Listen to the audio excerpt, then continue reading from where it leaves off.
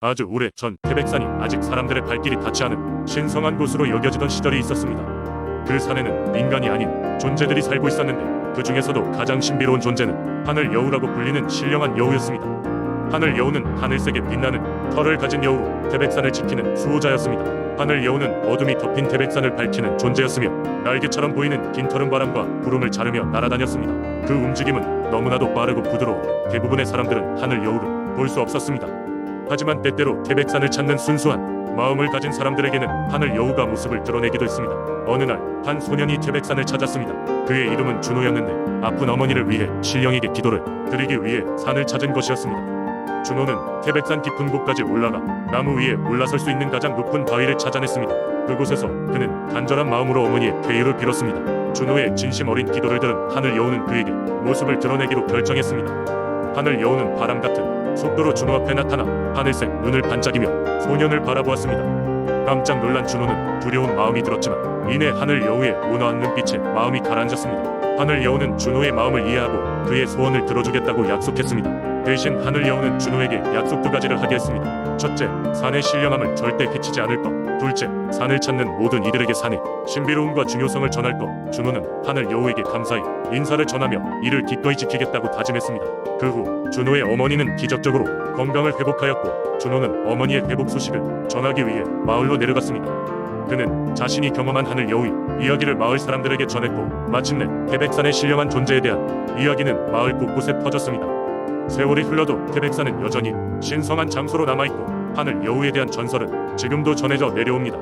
사람들은 여우가 아직도 태백산을 돌보고 있으며 산을 찾아오는 순수한 영혼들에게 가끔 자신의 모습을 드러낸다고 믿고 있습니다. 그리고 준호의 후손들은 그 신념을 이어받아 태백산을 수호하고 자연을 경외하는 삶을 살아가고 있습니다.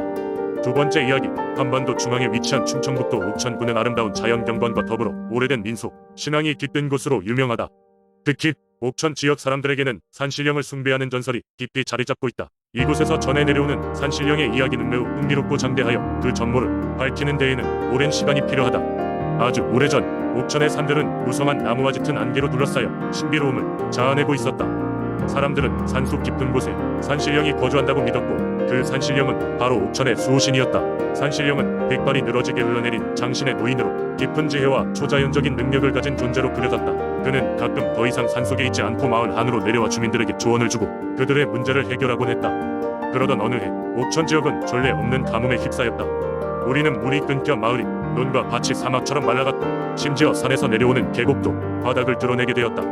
마을 사람들은 애써 기도를 드리며 비를 기다렸지만 하늘은 좀처럼 그 비를 허락하지 않았다. 고난과 절망이 깊어지던 어느 날 한 젊은 청년이 3명의 노인을 만났다. 그 노인들은 고결한 자태와 현실 세계에서 벗어난 듯한 영적인 기운을 뿜어냈고 그중 한 명이 입을 열었다. 그대는 산신령의 진정을 받을 준비가 되어 있는가? 젊은이는 순간 망설였지만 상황의 절박함을 깨닫고는 조심스럽게 고개를 끄덕였다. 노인들은 젊은이를 산 깊숙한 곳으로 인도했다. 그곳에는 돌로 만들어진 작고 흐름한 사당이 있었다. 사당 앞에 부드러운 비 단천을 깔고 그 위에 재물을 올렸다. 젊은이는 말없이 명상에 잠겼고 그의 마음속으로 진심 어린 기도를 올렸다. 시간이 얼마나 흘렀을까? 불현듯 부드러운 바람이 불어오더니 하늘에서 천둥 소리가 울리기 시작했다. 하늘은 검은 구름으로 뒤덮이고 급기야 귀를 때리는 붉은 빗줄기가 쏟아져 내렸다. 마을 사람들은 환호성을 지르며 그 비의 기적을 맞이했다. 그들은 모두가 입을 모아 말하길 이는 결코 우연이 아니라고 분명 산신령이 청년의 기도를 들어준 것이라 믿었다. 이후로도 사람들은 매년 산신령에게 감사히 제사를 올리는 풍습을 이어갔다. 그 제사를 통해 마을 사람들은 자연의 올바른 섭리를 이해하고 자신의 삶을 성찰하는 시간을 가지게 되었다. 산신령의 전설은 그저 과거의 이야기가 아닌 산과 자연을 존중하고 사랑하는 북극성이 되어 옥천 사람들의 가슴속에 영원히 자리하게 되었다. 세 번째 이야기, 옛날 옛적 태안의 한 작은 어촌 마을에는 바다 위신을 믿고 섬기는 사람들이 살고 있었습니다. 그들은 자연의 은혜로운 선물을 존중하며 바다에서 얻을 수 있는 모든 것에 감사한 마음으로 생활하고 있었습니다. 특히나 마을 사람들은 바다의 용신이 자신들의 삶과 바다의 풍요로움을 지켜준다고 굳게 믿었습니다. 어느 해 여름, 마을에는 보기 드물게 길고 험난한 폭풍이 몰려왔습니다. 바다는 거친 파도로 변했고 마을 사람들은 폭풍이 지나가기를 기다릴 수밖에 없었습니다. 폭풍이 지나간 후 어부들은 다시 고기를 잡으러 바다로 나가려 했지만 대부분의 배가 폭풍에 의해 망가진 상태였습니다. 주민들은 상심했지만 한 명의 용감한 어부 강씨가 자신의 배를 고쳐 바다로 나가겠다고 나섰습니다. 강씨는 자신이 배를 고치고 바다로 나가면 반드시 풍부한 수확을 거둘 것이라는 강한 신념을 가지고 있었습니다. 하지만 다른 마을 주민들은 그를 말리며 바다는 여전히 위험하다고 경고했습니다. 그러나 강 씨는 마을의 바다 용신에게 기도를 드리며 자신의 뜻을 굽히지 않았습니다. 그는 바다 용신에게 정성스러운 제물을 바쳤고 용신의 은혜로 이번 항해가 무사히 이루어질 수 있기를 기도했습니다. 준비가 끝나고 강 씨는 드디어 출발했습니다. 바다는 여전히 거친 파도와 흐린 하늘로 두려움을 안겨주었지만 강 씨는 두려움을 떨치고 배를 몰았습니다. 힘든 시간이 지나고 어느덧 바다가 잠잠해지기 시작하더니 마침내 햇살이 비추기 시작했습니다. 강 씨는 비로소 마음의 안정을 찾고 낚싯줄을 내려보기로 했습니다.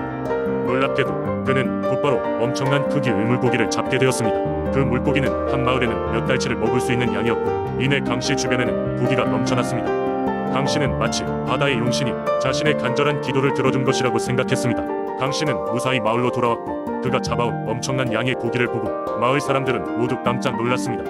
강 씨는 자신의 성공이 자신의 노력만이 아니라 바다 용신의 보살핌 덕분이라는 이야기를 들려주며 마을 사람들과 함께 잡아온 고기를 나눴습니다. 이로 인해 마을 사람들 모두가 다시 한번 바다 용신에게 경의를 표하며 감사의 제사를 올리게 되었습니다. 이 이야기는 그 뒤로도 오래도록 태양 에어촌 마을과 그들의 전통 신앙의 중요성을 일깨워주는 전설로 남게 되었습니다. 사람들은 강 씨의 이야기를 통해 신의 은혜와 자연과의 조화를 더욱 소중하게 생각하게 되었으며 이러한 믿음은 다음 세대에게로도 이어지게 되었습니다. 네 번째 이야기. 옛날 옛적 금산의 깊은 숲속에는 특별한 신앙이 깃들어 있는 나무가 있었습니다. 이 나무는 마을 사람들 사이에서 영혼의 나무로 불리며 마을의 안정과 번영을 지켜주는 정령이 깃들어 있다고 전해졌습니다.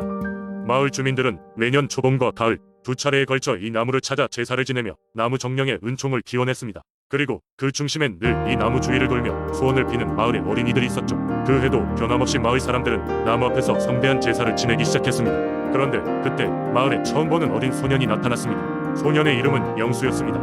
그는 가족과 함께 최근에 마을로 이사온 소년이었고 조용하고 내성적인 성격 때문에 마을 아이들과 쉽게 어울리지 못했습니다. 그러나 그의 마음속 깊은 곳에는 언제나 새로운 친구를 사귀고 싶다는 염원이 있어서 이번 제사날에야말로 나무 정령과 친구가 되고 싶다는 간절한 소망을 품고 있었습니다. 영수는 제사가 끝난 후 몰래 영혼의 나무를 향해 걸어갔습니다. 근처에 아무도 없는 것을 확인한 후 그는 조용히 나무에게 다가가 속삭였습니다. 안녕, 나는 영수야. 너랑 친구가 되고 싶어. 너는 정말로 살아있는 거니? 그 순간 바람이 불며 나뭇잎이 부드럽게 흔들리더니 한 줄기 빛이 나무 속에서 터져나왔습니다. 빛 속에서 형체가 서서히 나타나더니 그것은 아름다운 나무 정령이었습니다. 나무 정령은 영수에게 말을 걸었습니다. 안녕, 영수야. 나는 이 숲의 수호자 나무 정령이란다. 내가 나에게 먼저 다가와준 것이 참 반갑구나. 내 소원을 듣고 왔단다. 영수는 일듯이 기뻤습니다. 그간 다른 아이들과 사귈 용기가 없었던 그였지만 나무 정령과 친구가 될 수 있다면 그와의 대화가 힘이 될 테니까요. 나무 정령은 영수에게 이렇게 말했습니다. 금산은 사람들이 가지고 있는 믿음과 정성으로 성장하는 곳이야. 그렇기 때문에 나무와 자연을 소중히 여기고 그 믿음을 지키는 것이 중요하단다. 그리고 너는 이곳에 온 이후로 자연과의 소중한 인연을 맺고 싶어 했지? 내가 보았단다. 그래서 내가 너의 친구가 되어주고 싶어. 그 말을 들은 영수는 그간 느꼈던 외로움이 눈 녹듯 사라지고 있음을 느꼈습니다. 이후 영수는 나무 정령과 매일같이 만나며 우정을 쌓아갔습니다. 나무 정령은 영수에게 숲의 비밀을 알려주며 영수는 그 이야기를 마을 아이들에게 전하며 점점 더 많은 친구를 사귈 수 있게 되었습니다. 마을 사람들은 영수가 곧잘 영혼의 나무에 대해 이야기하거나 자연을 존중하고 사랑하는 모습에 감탄하며 그를 많이 좋아하게 되었습니다. 이처럼 금산의 신비로운 나무 정령과 영수의 이야기는 마을 사람들에게 신앙의 중요성과 자연을 소중히 여기는 마음을 일깨워 주었습니다. 그리고 금산의 숲은 더 많은 사람들에게 사랑받으며 그 전통을 계속 이어나가게 되었습니다.